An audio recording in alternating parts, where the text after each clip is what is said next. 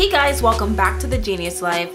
Today I am doing a Thanksgiving special. I'm making a Caribbean dish called Dal Puri Roti. I wanted to switch it up a little bit and do something Caribbean, but a little bit outside of my comfort zone. So let's get right into it. To start off, you're going to make your filling for the roti before anything else. So you're gonna need a food processor to make this filling, and I'm gonna leave all the information for the measurements and the ingredients down below in the description box if you'd like to make this yourself.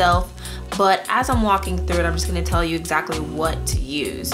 Use your split peas soaked overnight and dried well. Mine was a little bit damp, but you want to make it as dry as possible. Put your split peas into the food processor, your garlic, your Scotch Bonnet Pepper, salt, cumin, and I post mine for like 1 to 2 minutes, stopping in between to really like scrape the sides and get everything all incorporated. Put that into a bowl and put it to the side because you're gonna need it when you're rolling your dough. So now let's start making the roti itself. So you're going to need flour, salt, baking powder, turmeric, vegan margarine or butter, as well as oil for cooking and some warm water to knead the dough in. Add all your dry ingredients into the bowl, work it in with a fork, and then you're going to start to add your warm water and start to incorporate everything together. I began adding my butter at this time, but some people like to add their butter before they add their water.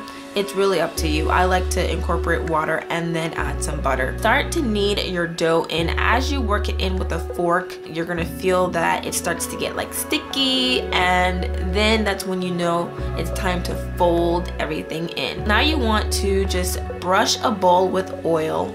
Put your dough in there and brush the dough with oil. Cover it and let it sit for 30 minutes to an hour. You want it somewhere cool, so you can put it in your refrigerator, or if your house is cool, just let it sit to the side. Now let's make the filling. So to make this dish, you're going to start off with your spices. So you're going to use your curry, your cumin, as well as your garam masala, and you're going to add that to a warm or medium heated pot with oil.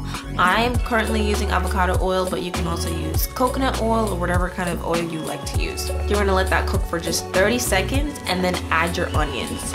Let the onions cook to the point where they're sweating and they're beginning to be translucent, and then add 3 cups of water. Once the water is incorporated into the mixture and you start to see a little bit of thickening, maybe just 2-3 minutes, add your potatoes and your pumpkin, sprinkle some salt, just let that mixture sit and cook for about 10 minutes. After 10 minutes, you're going to start adding your thickening agents. So your tomato paste, your paprika, garlic, and cilantro at this point. You can either do parsley or cilantro. I prefer cilantro, but whatever you have on hand is fine. I think the dish itself really goes well with cilantro. So add your cayenne pepper, or if you like it just as spicy as the curry makes it, then just omit the cayenne pepper.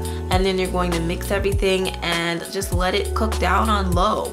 So now that your dough has sat for an hour, you're going to separate it into 6 to 8 pieces, have a floured surface, and start to roll out the dough. So you want to make a very small circle initially, and with that small circle, you're going to add the filling that you made first in the food processor. So add that filling, couple that dough into a nice little pinched, let's say party favor look. And once it's pinched and it's really well sealed at the top, then you're going to smash it down as if you're trying to seal it inside of the dough. At that point, you're gonna go get your rolling pin. I currently do not have a rolling pin because this is not something I do very often, but whatever you have that is the size of a rolling pin, once it's clean, go ahead and just roll it over the dough and flatten it. Your dough needs to be as thin as a tortilla.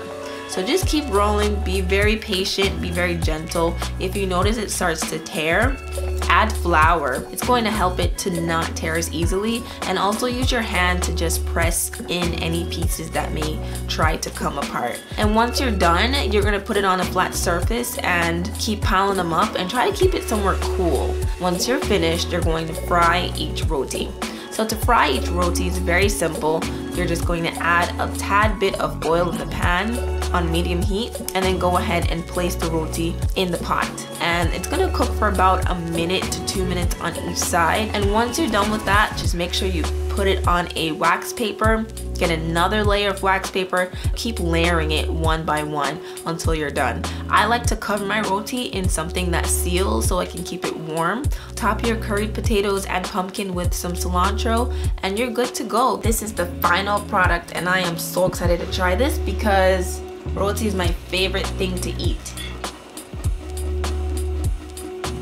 It's very moist, has just enough spice, not too much salt, and then the curried potatoes inside of it just gives it that creamy feel and gives it that warm taste.